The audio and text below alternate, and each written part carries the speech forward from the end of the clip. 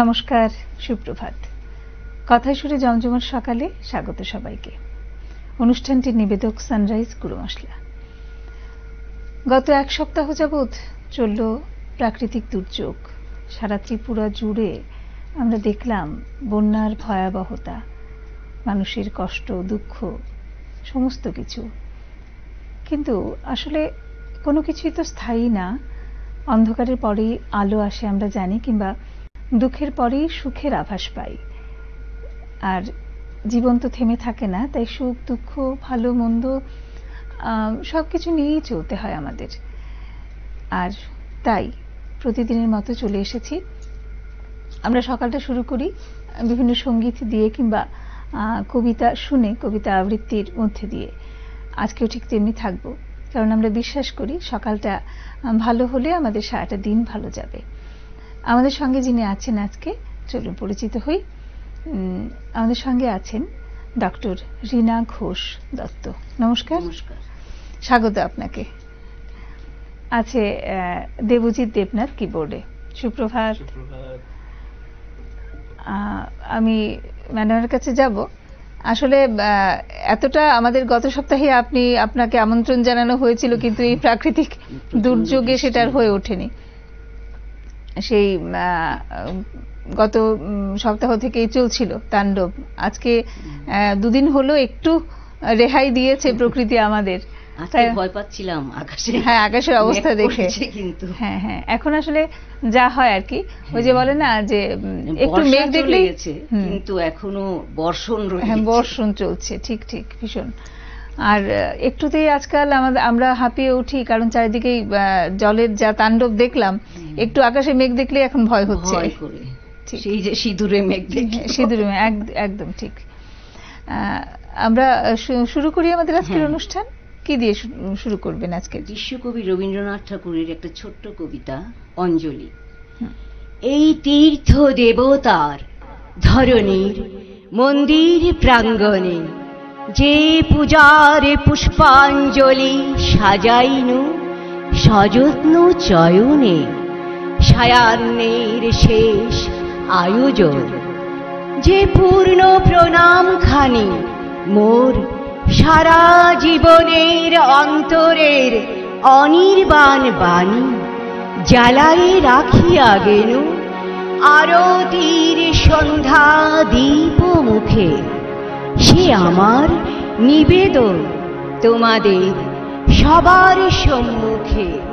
হে মোর অতিথি যত, তোমরা এসেছ এ জীবনে, কেহ প্রাতে কেহ রাতে, বসন্তে শ্রাবণ বরিশনে, কারো হাতে বীণা ছিল, কেহ বা কম্পিত দীপ শিখা এনেছিলে মোর ঘরে।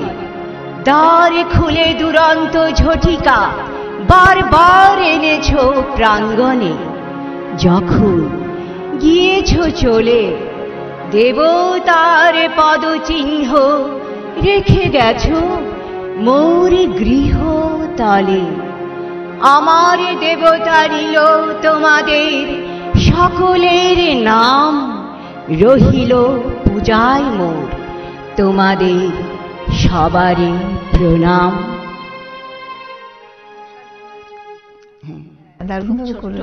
মানে একটা অনুষ্ঠান শুরু করার জন্য এত সুন্দর একটা কবিতা বেছে নিয়েছেন আপনি, সেটাই ভাবছিলাম। ভীষণ ভালো। একেবারে বলে না, পুজোর প্রারম্ভে একেবারে অঞ্জলি দিয়ে শুরু করলেন। ভীষণ সুন্দর কবিতা।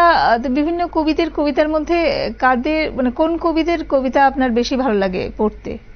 রবি ঠাকুর, কবি সুকান্ত ভট্টাচার্য, বিদ্রোহী কবি নজরুল ইসলাম, এদের কবিতায় আমি বলি এবং পড়ি। আজকাল আধুনিক কবিরা অনেক সুন্দর সুন্দর কবিতা লিখছেন, ওদের কবিতাও পড়া উচিত। মানে এখন বয়স হয়ে গেছে, ওই বইগুলো কিনে পড়বো ভাবছি। আধুনিক কবিদের কবিতা পড়ার ইচ্ছে আছে, বলারও ইচ্ছে আছে। হ্যাঁ, এরপরে কি শুনবো? যেহেতু এখনো বর্ষা মানে ফুরোয়নি, এই জন্য আমি আমার ছোট্টবেলায় বাবার শেখানো কবিতা রবি ঠাকুরের সোনার তরী বলবো। গগনে গরজে মেঘ ঘন বর্ষা, কুলে একা বসে নাহি ভরসা। রাশি রাশি ভাড়া ভাড়া ধান কাটা হলো সারা। ভরা নদী ক্ষুরো ধারা খর পরশা। কাটিতে কাটিতে ধান এলো বরষা।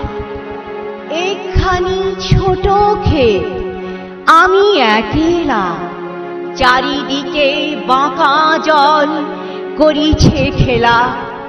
পরপারে দেখি আঁকা তরু ছায়া মশি মাখা। গ্রাম খানি মেঘে ঢাকা প্রভাত বেলা। এপারেতে ছোট ক্ষেত আমি একেলা। গান গেয়ে তরি বেয়ে কে আসে পারে, দেখে যেন মনে হয় চিনি উহারে। ভরা পালে চলে যায় কোনো দিকে নাহি যায়। ঢেউগুলি নিরুপায় ভাঙে দুধারে, দেখে যেন মনে হয় চিনি উহারে। ওগো তুমি কোথা যাও কোন বিদেশে, বাড়ি ভিড়াও তরি কুলেতে এসে। যেও যেথা যেতে চাও, যারে খুশি তারে দাও। শুধু তুমি নিয়ে যাও ক্ষণিক হেসে। আমার সোনার ধান কুলেতে এসে। যত চাও তত লও তরুণী পরে। আর আছে আর নাই দিয়েছি ভরে। এখন আমারে লহ করুণা করে। ঠাই নাই ছাই নাই ছোট সে তরি, আমারই সোনার ধানে গিয়েছে ভরি।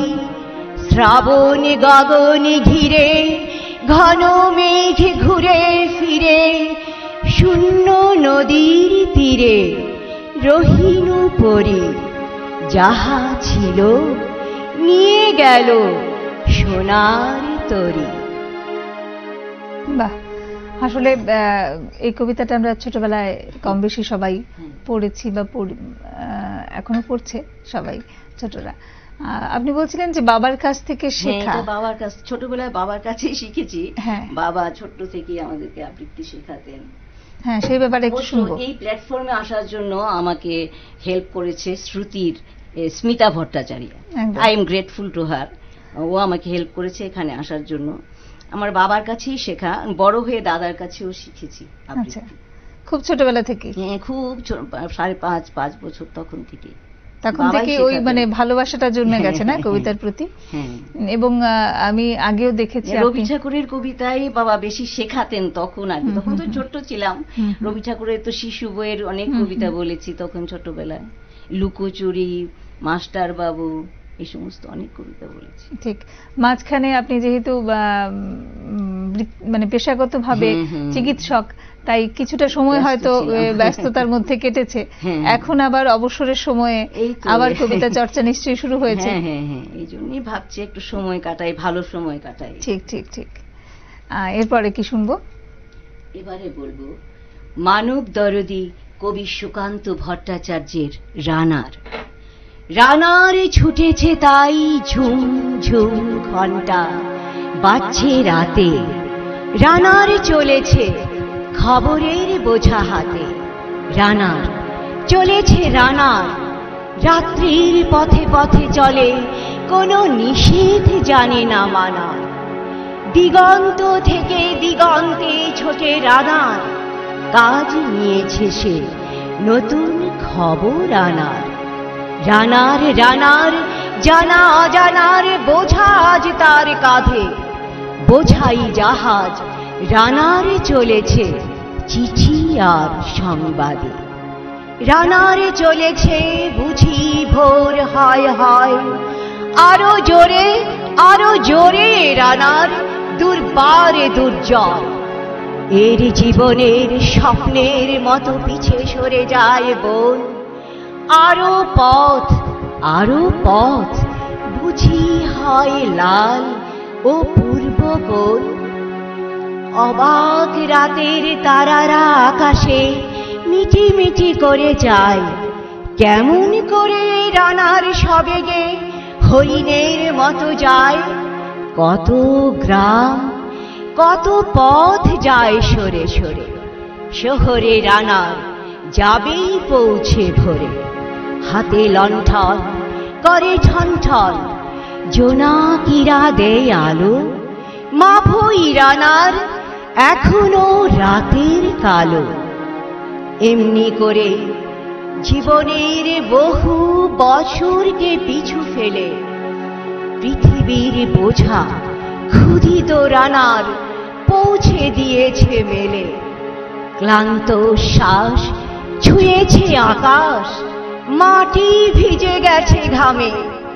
জীবনের সব রাত্রিকে ওরা কিনেছে অল্প দামে। অনেক দুঃখে বহু বেদনায় অভিমানে অনুরাগে, ঘরে তার প্রিয়া একা শয্যায় বিনিদ্র রাত জাগে। রানার রানার এ বোঝা টানার দিন কবে শেষ হবে? রাত শেষ হয়ে সূর্য উঠবে কবে? ঘরেতে অভাব, পৃথিবীটা তাই মনে হয় কালো ধোঁয়া। পিঠেতে টাকার বোঝা, তবু এই টাকাকে যাবে না ছোঁয়া। রাত নির্জন, পথে কত ভয়, তবুও রানার ছোটে। দস্যুর ভয়, তারও চেয়ে ভয়, কখন সূর্য ওঠে। কত চিঠি লেখে লোকে, কত সুখে প্রেমে আবেগে স্মৃতিতে, কত দুঃখে ও শোকে। এর দুঃখের চিঠি পড়বে না জানি কেউ কোনো দিনও। এর জীবনের দুঃখ কেবল জানবে পথের তৃণ। এর দুঃখের কথা জানবে না কেউ শহরে ও গ্রামে। এর কথা ঢাকা পড়ে থাকবেই কালো রাত্রির ঘামে। দরদে তারার চোখ কাঁপে মিটি মিটি, একে যে ভোরের আকাশ পাঠাবে সহানুভূতির চিঠি। রানার রানার কি হবে বোঝা বয়ে, কি হবে ক্ষুধার ক্লান্তিতে ক্ষয়ে ক্ষয়ে।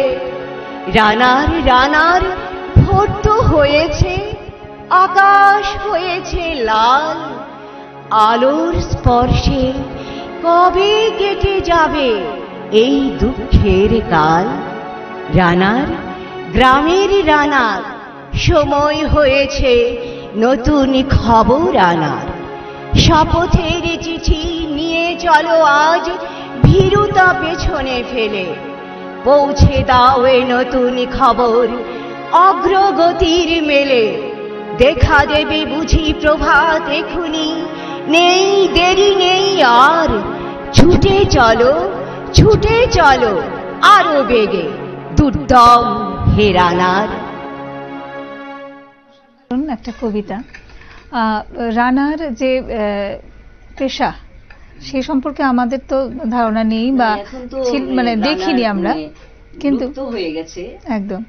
কিন্তু মানে অতীতে, সুদূর অতীতে আমাদের প্রত্যন্ত গ্রামাঞ্চলে ভারতবর্ষের তখন রানারই ছিল একমাত্র মাধ্যম একদম নিজেদের মধ্যে যোগাযোগ স্থাপনের।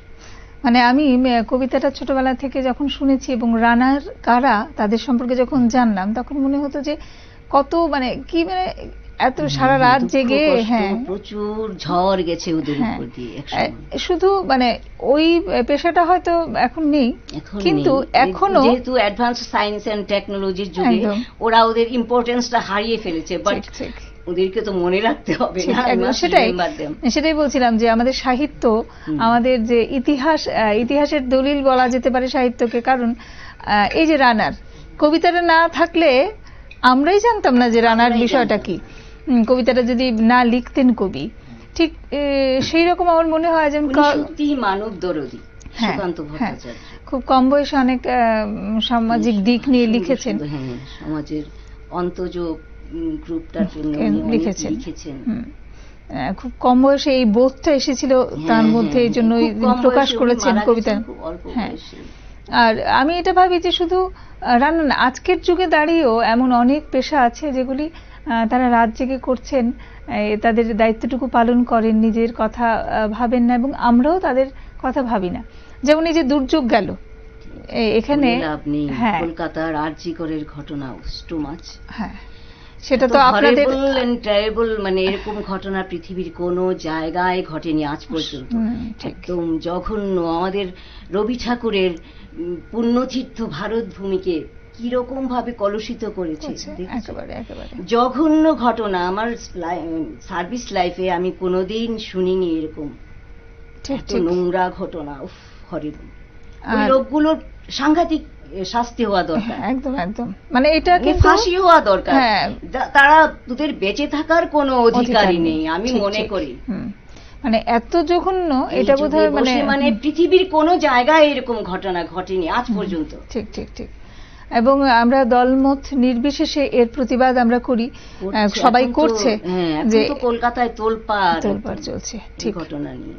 ঠিক না, যেটা বলছিলাম যে রানার আমাদের যে বন্যা গেল, বন্যায় আমরা দেখেছি যে বিদ্যুৎ দপ্তরের কর্মীরা তারা কিন্তু এই হাই ভোল্টেজের তারে কাজ করেছেন, এই জলের উপর দাঁড়িয়ে রাত দিন কাজ করেছেন। এটা আমাদের কাছে আমার মনে হয় যে এই ধরনের অনেক পেশা আছে।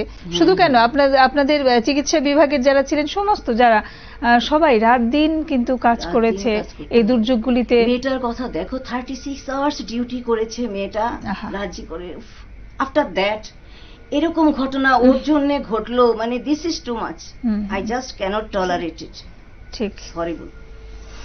ঠিক, আসলে মনটা ভারাক্রান্ত হয়ে যায় এইসব ঘটনাগুলি যখন দেখি আর কি। আসলে পুরো বাংলা জুড়েই যেন চলছে একটা মানে কিরকম একটা পরিবেশ আর কি। এদিকে বন্যা আমাদের এদিকে, ওইদিকে পশ্চিমবঙ্গের এই ধরনের ঘটনাগুলো, সবকিছু মিলিয়ে। যাই হোক, আমাদের তাও চলতে হয়, আমাদের গান শুনতে হয়, গান করি আমরা, করে নিজেকে একটু একটু মানে কি বলবো, বাঁচার খোরাক পাই যেন আর কি। কি শুনবো এবারে বলবো মানব দরদী কবি সুকান্ত ভট্টাচার্যের বোধন। হে মহামানব, একবার এসো ফিরে, শুধু একবার চোখ মেলো এই গ্রাম নগরীর ভিড়ে। এখানে মৃত্যু হানা দেয় বারবার, লোকচক্ষুর আড়ালে এখানে জমেছে অন্ধকার। এই যে আকাশ, দিগন্ত, মাঠ, স্বপ্নে সবুজ মাটি, নীরবে মৃত্যু গেড়েছে এখানে ঘাটি। কোথাও নেই কো পার, মারিও মরক মন্বন্তর। ঘন ঘন বন্যার আঘাতে আঘাতে ছিন্ন ভিন্ন ভাঙা নৌকার পার। এখানে চরম দুঃখ কেটেছে সর্বনাশের খাল। ভাঙা ঘর, ফাঁকা ভিটেতে জমেছে নির্জনতার কালো। হে মহামানব, এখানে শুকনো পাতায় আগুন জ্বালো। ব্যাহত জীবনযাত্রা, চুপি চুপি কান্না বও বুকে। হে নির্বিহারী সঙ্গী, আজ শুধু মনে মনে ধুকে ভেবেছ সংসার সিন্ধু কোনো মতে হয়ে যাবে পার।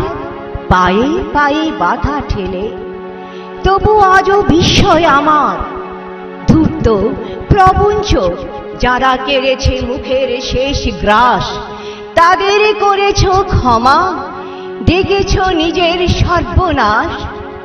তোমার ক্ষেতের শস্য যারা চুরি করে গুপ্ত কক্ষতে জমায়, তাদের দুপায়ে প্রাণ ঢেলে দিয়ে দুঃসহ ক্ষমায়।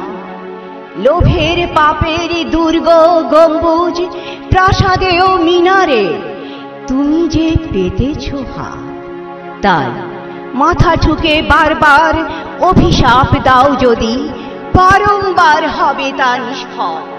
তোমার অন্যায় যেন এ অন্যায় হয়েছে প্রবল। তুমি অনন্ত প্রহর গণ তারা, মুদ্রা গণে কোটি কোটি, তাদের ভাণ্ডার পূর্ণ। শূন্য মাঠে কঙ্কাল করটি তোমাকে বিদ্রুপ করে হাত ছানি দিয়ে কাছে ডাকে। তুমি কুচ্ছটি তোমার চোখে, তুমি ঘুরে ফেরো দুর্বিপাকে। পৃথিবী উদাস, শোনো হে দুনিয়াদার, সামনে দাঁড়িয়ে মৃত্যু কালো পাহাড়। দগ্ধ হৃদয়ে যদিও ফেরাও ঘাট, সামনে পেছনে কোথাও পাবে না পার। কি করে খুলবে মৃত্যু ঠেকানো দ্বার? এই মুহূর্তে জবাব দেবে কি তার? লক্ষ লক্ষ প্রাণের দাম অনেক দিয়েছি, উজাড় গ্রাম। শুধু আসলে আজকে তাই যুদ্ধ শেষের প্রাপ্য চাই। কৃপণ পৃথিবী লোভের অস্ত্র দিয়ে কেড়ে নেয় অন্ন বস্ত্র।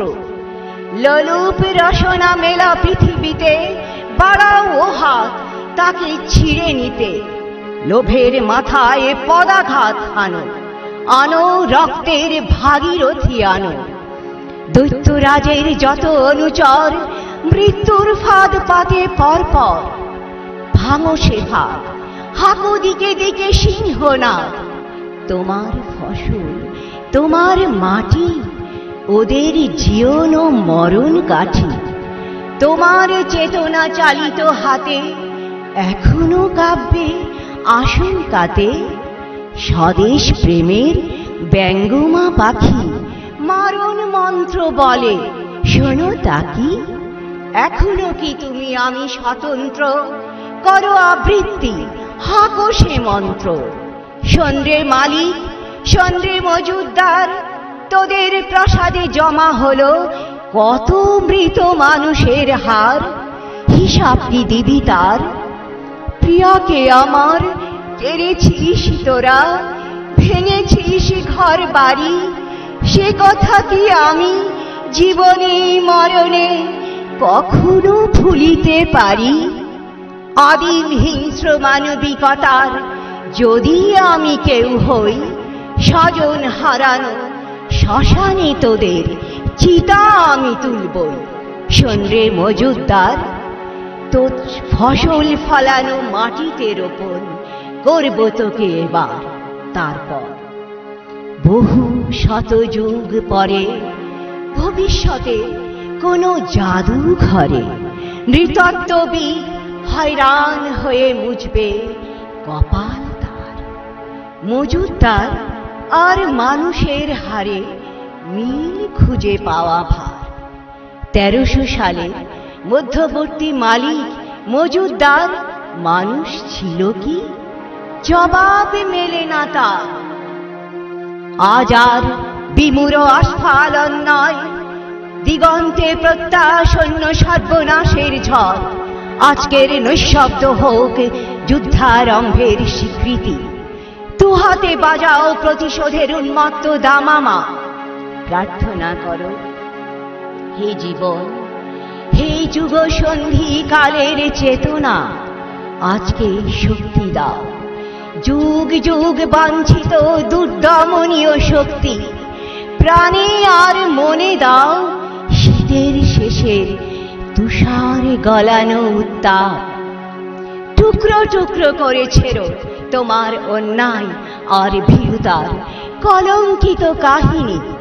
শোষক আর শাসকের নিষ্ঠুর একতার বিরুদ্ধে একত্রিত হোক আমাদের সংহতি। তা যদি না হয়, মাথার উপরে ভয়ঙ্কর বিপদ নামুক, ঝড়ে বন্যায় ভাঙুক ঘর। তা যদি না হয়, বুঝবো তুমি তো মানুষ নও, গোপনে গোপনে দেশদ্রোহীর পতাকা বও। ভারতবর্ষ মাটি দেয়নি কো, দেয়নি জল, দেয়নি তোমার মুখেতে অন্ন, বাহুতে বল। পূর্বপুরুষ অনুপস্থিত রক্তে, তাই ভারতবর্ষে আজকে তোমার নেই কোঠায়। অসাধারণ, অসাধারণ। সত্যি আমি ভীষণভাবে অবাক হচ্ছি। আসলে আবৃত্তি চর্চার যে 5টা বিষয়ের উপর আমরা লক্ষ্য রাখি, বা যে 5টা বিষয়ের উপর দাঁড়িয়ে থাকে আবৃত্তি বিষয়টা, এর মধ্যে এই যে স্মৃতি থেকে ধারণ, স্মৃতি থেকে উচ্চারণ করা, এই বিষয়ে আপনি তো মানে সত্যি যতবার দেখি আপনাকে আমি অবাক হই যে এই বড় বড় কবিতা সব ভীষণভাবে মুখস্থ। বাবা শিখিয়ে গেছেন, ওই জন্য চেষ্টা করি মুখস্থ করতে আর কি, এই বয়সেও একটু চেষ্টা। অসাধারণ অসাধারণ প্রতিভা আপনার এই বিষয়টা। অন্তত আমি মানে কি বলবো, আজকের খুব ছোট ছোটরাও এইভাবে এত বড় বড় সব এত কবিতা মুখস্থ রাখাটা একটা বিশাল ব্যাপার হয়ে যায়, যেটা আপনি করে থাকেন। আমরা নিয়ে নেব একটা ছোট্ট বিজ্ঞাপন বিরতি। বিরতির পরে আবার ফিরে আসছি, আবারও শুনবো আর অনেক ভালো ভালো কবিতা। দর্শকদের বলছি আমাদের সঙ্গে থাকুন। ফিরে এলাম বিরতির পরে। আমরা আছি সানরাইজ গুঁড়ো মশলা নিবেদিত কথায় সুরে জমজমাট সকালে, আর আমাদের সঙ্গে আজকে আছেন শিল্পী ডক্টর রীনা ঘোষ দত্ত। শিল্পীর কাছে আবার যাব, শুনবো আরো অনেক ভালো ভালো কবিতা। ম্যাডাম কি শোনাবেন? কিন্তু এর আগে একটু কথা বলতে খুব ইচ্ছে করছে আপনার সঙ্গে। এত সুন্দর সুন্দর সব কবিতা শোনাচ্ছেন, ছোটবেলা থেকে শিখছেন বলেছেন, কিন্তু আমি একটা জিনিস আমরা আজকাল বলি যে মন ভালো করার জন্য গান বাজনা কিংবা কবিতার একটা বিরাট ভূমিকা থাকে। সেই ব্যাপারে আপনি কি বলবেন? আপনি এমনি তো একজন চিকিৎসক, সেই ব্যাপারটা আরো ভালো বুঝবেন। যে হ্যাঁ, এটা গান বাজনা তো খুবই দরকার জীবনে। মানে যখনই মনটা খারাপ লাগে, একটা কিছু গান করলে বা আবৃত্তি করলে মনটা ভালো হয়ে যায়। রবি ঠাকুরের আবৃত্তি স্পেশালি আমার খুব ভালো লাগে, খুব সুদিং গানটা, আবৃত্তি এগুলো। আপনি তো মানে এর আগে গল্প করেছিলাম আপনার সঙ্গে যে কাজ করতে করতে ফুল গাছে জল দিতে দিতে আপনি আবৃত্তি করতে থাকেন। এই জল দিতে এইভাবেই মুখস্থ হয় আর কি। হ্যাঁ, এটা খুব থাকে, কালেক্ট করতে করতে। হ্যাঁ, সেটা যারা এখন যারা নতুন শিল্পীরা আছেন তাদেরও একটা জানার বিষয় যে কিভাবে আমরা নিজেদের তৈরি করব। আপনাকে দেখে তো এটাই আমার মানে মনে হচ্ছে বলার জন্য, সবার উদ্দেশ্যে আপনি বলুন যে কিভাবে নিজেদের এইভাবে তৈরি করবে এবং এই বয়সে এসেও এইভাবে কবিতা পড়তে পারবে, যেটা কাজ করতে করতে শেখা। ভালো লাগার জিনিস তো ওই জন্য ভালোবাসতে হবে, একদম। তারপরে জিনিসটাকে নিজের করে নিতে হবে, তারপরে এটা মনে থাকবে কবিতাটা। এটা আমি খুব বিশ্বাস করি যে জোর করে কিছু চাপিয়ে দিলে না সেটা হয় না, তখন সেটা স্বতঃস্ফূর্তভাবে সেটা বেরিয়ে আসে না। যখন কেউ একটা জিনিসকে ভালোবাসে তখন সেটা অটোমেটিক হতেই থাকে সুন্দরভাবে। এবার কি শুনবো? এবারে আমি বলবো আমার হাজবেন্ড ডক্টর পি.কে. দত্ত, উনি অবসর সময়ে কিছু কিছু কবিতা লিখতেন। একটা কবিতা আজকে শোনাবো ওনার, আমি পাঠ করেই শোনাবো, ছোট্ট কবিতা। স্যার নিশ্চয়ই শুনবেন। হ্যাঁ, আসামের ভাষা আন্দোলন নিয়ে উনি লিখেছিলেন। আচ্ছা, আসামের ভাষা আন্দোলন হয়েছিল 19 মে 1961। হ্যাঁ, তো উনি একটা ছোট্ট কবিতা মানে কয়েকটা লিখেছেন, একটা তুলে এনেছি আমি। একাদশ শহীদ স্মরণে। আবার এসেছে অমর 19-এ, বন্ধ যে আজ সব কলরব, সবাই শহীদ বেদিতে গোলাপ ছড়ায়, নত করি নিজ মাথা, নগ্ন চরণে চোখের জলেতে গাইছে শহীদ গাথা।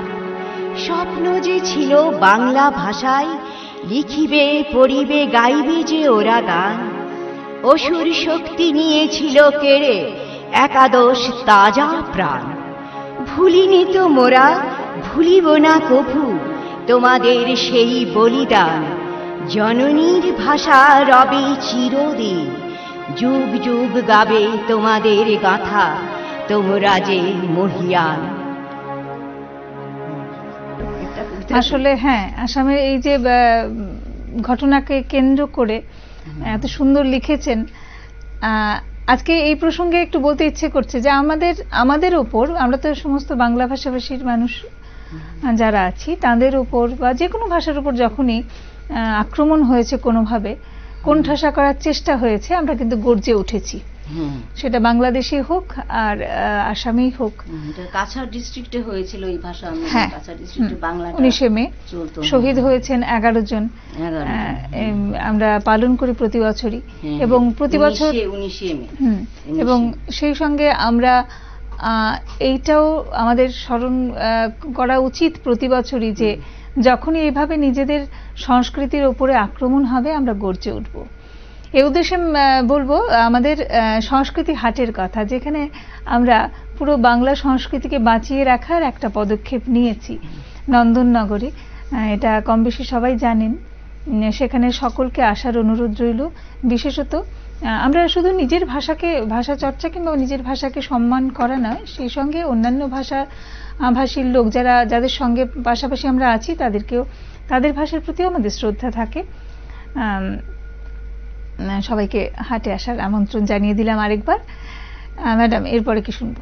এবারে বলবো বিশ্বকবি রবীন্দ্রনাথ ঠাকুরের কৃপণ। আমি ভিক্ষা করে ফিরতেছিলেম গ্রামের পথে পথে, তুমি তখন চলেছিলে তোমার স্বর্ণরথে। অপূর্ব এক স্বপ্ন সম লাগতেছিল চক্ষে মম। কি বিচিত্র শোভা তোমার, কি বিচিত্র সাজ।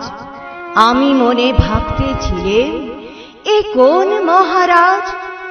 আজি শুভক্ষণে রাত পোহালো, ভেবেছিলেম তবে আজ আমারে দ্বারে দ্বারে ফিরতে নাহি হবে। বাহির হতে নাহি হতে কাহার দেখা পেলেম পথে। চলিতে রথ ধন ধান্য ছড়াবে দুই ধারে। মুঠা মুঠা কুড়িয়ে নেব ভারে ভারে।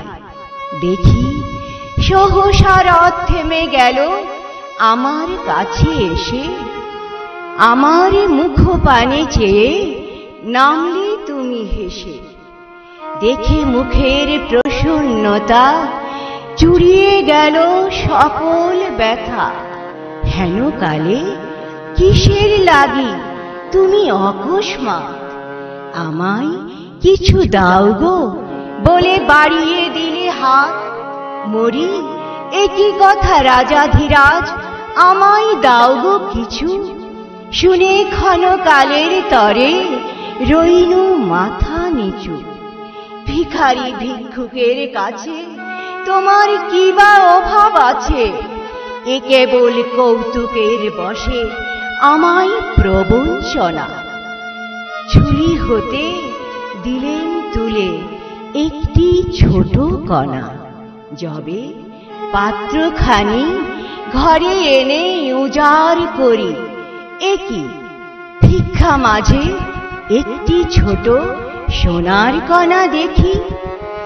দিলেন যা রাজ ভিখারিরে, স্বর্ণ হয়ে এলো ফিরে। তখন কাঁদি চোখের জলে দুটি নয়ন ভরে। তোমায় কেন দিইনি আমার সকল শূন্য করে। যতবারই শুনি মনে হয় একেবারে আরো শুনি এরকম মনে হয়। আর এই কবিতাটার পরপরই আমার বলতে ইচ্ছে করে, তাই তোমার আনন্দ আমার পর, তুমি তাই এসেছো নেচে। আমায় নইলে ত্রিভুবনেশ্বর, তোমার প্রেম হতো যে মিছে। সত্যি অসাধারণ কবিতা। এরপরে কি শুনবো? এরপরে বলবো বিদ্রোহী কবি নজরুল ইসলামের সর্বহারা। ব্যথার সাঁতার পানি ঘেরা চোরা বালির চর। ওরে পাগল, কে বেঁধেছিস সেই চরে তোর ঘর। শূন্যে তরিত দেয় ইশারা, হাট তুলে দে সর্বহারা। মেঘ জননীর অশ্রুধারা ঝরছে মাথার পর। দাঁড়িয়ে দূরে ডাকছে মাটি, দুলিয়ে তরু কর। কন্যারা তোর বন্যা ধারায় কাঁদছে উতরণ।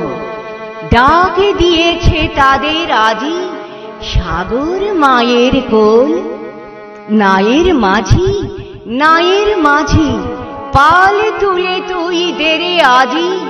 তুরঙ্গ ওই তুফান তাজি তরঙ্গে খায় দোল।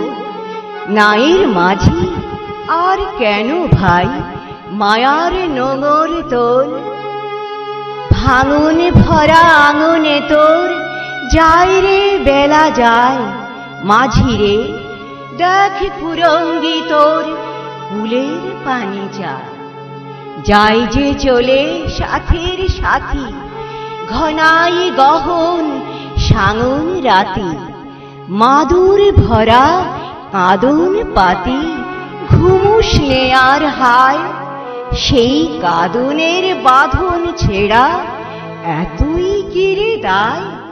হিরে মানিক চাসনি কো তুই, চাসনি তো 7 ক্রোড়, একটি ক্ষুদ্র মৃৎ পাত্র ভরা অভাব তোর। চাইলি রে ঘুম শ্রান্তি হরা, একটি ছিন্ন মাদুর ভরা, একটি প্রদীপ আলো করা, একটু কুটির দোর। আসলো মৃত্যু, আসলো জরা, আসলো শীতের চোর। মাঝি রে তোর নাও ভাসিয়ে মাটির বুকে চল, শক্ত মাটির ঘায়ে হোক রক্ত পদতল। প্রলয় পথিক চলবি ফিরি, দলবি পাহাড় কানন গিরি, হাঁকছে বাদল ঘিরি ঘিরি, নাচছে সিন্ধু জল। চল রে জলের যাত্রী এবার মাটির বুকে চল। ভীষণ ভালো, ভীষণ ভালো ভালো সব কবিতা। আমি এর আগে আপনি স্যারের একটা কবিতা পড়লেন, আমি ভাবছিলাম এই বন্ডিংটা কি করে হলো। আপনি কবিতা বলেন আর উনি লেখেন। এটা কি আগে থেকে লিখতেন? না, হ্যাঁ, উনি আগে থেকেই লিখতেন, আমি জানতাম না আর কি। তো একদিন হঠাৎ ওনার ডায়েরিটা মানে পড়েছিল চেম্বারের কাছে, তখন ভাবলাম দেখি, খুলে দেখি বেশ কয়েকটা কবিতা লেখা। ওই জন্য ভীষণ ভীষণ ভালো, আমার খুব মজা লাগছিল বিষয়টা ভাবতে যে একজন কবিতা লেখেন আর একজন পড়েন, কেউ জানেন না। মানে আপনি জানতেন না স্যার লেখেন? আমি জানতাম না। ভীষণ ভালো, ভীষণ ভালো, খুব মজার বিষয়টা হয়েছে না? এরপরে আমরা একেবারে সময়ের কাছাকাছি দেখি আর কটা একটা শুনবো। আচ্ছা, এবারে বলবো বিশ্বকবির দুঃসময়। যদিও সন্ধ্যা আসিছে মন্দ মন্থরে, সব সঙ্গীত গেছে ইঙ্গিতে থামিয়া। যদিও সঙ্গী নাহি অনন্ত অম্বরে, যদিও ক্লান্তি আসিছে অঙ্গে নামিয়া। মহাশঙ্কা জপিছে মৌন মন্তরে, দিক দিগন্ত অবগুণ্ঠনে ঢাকা। তবু বিহঙ্গ, ওরে বিহঙ্গ মোর এখনই অন্ধ, বন্ধ করো না পাখা। এ নহে মুখর বনমর্মর গুঞ্জিত, এ যে অজাগর গরজে সাগর ফুলিছে। এ নহে কুঞ্জ কুন্দ কুসুম রঞ্জিত, কোথা রেশে তীর ফুল পল্লব পুঞ্জিত। কোথা রেশে নীর, কোথা আশ্রয় শাখা। তবু বিহঙ্গ, ওরে বিহঙ্গ মোর এখনই অন্ধ, বন্ধ করো না পাখা। এখনো সম্মুখে রয়েছে সুচির সর্বরী, ঘুমায় অরুণ সুদূর অস্ত অচলে। বিশ্ব জগৎ নিঃশ্বাস বায়ু সম্বরী, স্তব্ধ আসনে প্রহরে গণিছে বিরলে। সবে দেখা দিল অকুল তিমির সন্তরী, দূর দিগন্তে ক্ষীণ শশাঙ্ক বাঁকা। ওরে বিহঙ্গ, ওরে বিহঙ্গ মোর এখনই অন্ধ, বন্ধ করো না পাখা। ঊর্ধ্ব আকাশে তারাগুলি মেলি অঙ্গুলি, ইঙ্গিত করে তোমা পানে রহে চাহিয়া। নিম্নে গভীর অধীর মরণ উচ্ছলি, শত তরঙ্গে তোমা পানে উঠে ধাইয়া। বহু দূর তীরে কারা ডাকে বাঁধি অঞ্জলি, এসো এসো সুরে করুণ মিনতি মাখা। ওরে বিহঙ্গ, ওরে বিহঙ্গ মোর এখনই অন্ধ, বন্ধ করো না পাখা। ওরে ভয় নাই, নাই নাই স্নেহ মোহ বন্ধন, ওরে আশা নাই, আশা শুধু মিছে ছলনা। ওরে ভাষা নাই, নাই বৃথা বসে ক্রন্দ, ওরে গৃহ নাই, নাই ফুল সেজ রচনা। আছে শুধু পাখা, আছে মহানভ অঙ্গ, উষা দিশাহারা নিবিড় তিমির আঁকা। ওরে বিহঙ্গ, ওরে বিহঙ্গ মোর এখনই অন্ধ, বন্ধ করো না পাখা। অসাধারণ অসাধারণ। সত্যি মানে কবিতাগুলো কেমন মিলে যায় আর কি আমাদের পরিবেশ পরিস্থিতির সঙ্গে, সমস্ত কিছুর সঙ্গে। এই যে দুর্যোগ গেল ত্রিপুরাতে এবং আশেপাশে অন্যত্র ভারতবর্ষের বহু জায়গায় বন্যা হয়েছে এবার, বহু জায়গায় বন্যা হয়েছে এবং ভীষণ একটা খারাপ অবস্থার মধ্যে দিয়ে, যেখানে জল ওঠে না সেখানে জল উঠলো। যাই হোক, হ্যাঁ, তো এই যে করুণ পরিস্থিতি, এর পরে আমাদের আবার উঠে আসা, আবার আমাদের জীবনের গান গাইতে আমরা শুরু করি, এটা তো একটা নিয়মে চলে এবং চলবে। আরো দুর্যোগ এলেও আমরা আবার কাটিয়ে উঠবো, আবার গান গাইবো, জীবনের গান গাইবো, এমন কবিতাগুলো শুনবো, শুনে অনুপ্রাণিত হব।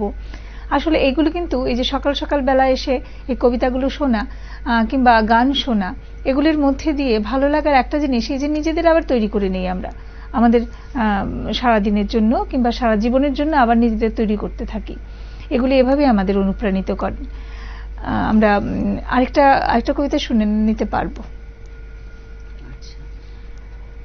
রবি ঠাকুরের যাত্রী। আছে আছে স্থান একা তুমি, তোমার শুধু একটি আটি ধান। না হয় হবে ঘেঁষা ঘেঁষি, এমন কিছু নয় সে বেশি। না হয় একটু ভারী হবে আমার তরি খান। তাই বলে কি ফিরবে তুমি? আছে আছে স্থান, এসো এসো নায়ে। ধুলা যদি থাকে কিছু, থাক না ধুলা পায়ে। তনু তোমার তনুলতা, চোখের কোণে চঞ্চলতা। সজল নীল জলদ বরণ, বসন খানি গায়ে। তোমার তরে হবে গো ঠাই, এসো এসো নায়ে।